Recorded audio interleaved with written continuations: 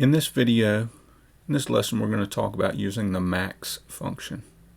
So the last video we used the min, and now we're going to talk about using the max function.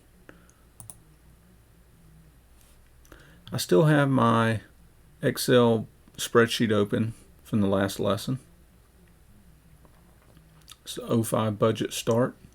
Over here to the side of my data series, I've been putting in and showing examples of each one of these functions. So in Q8, I'm going to type max. Hit enter. And then I'm going to use equals max.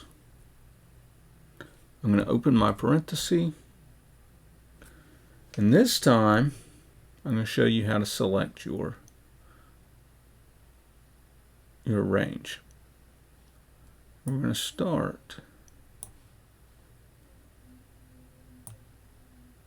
at B9 and go to BM.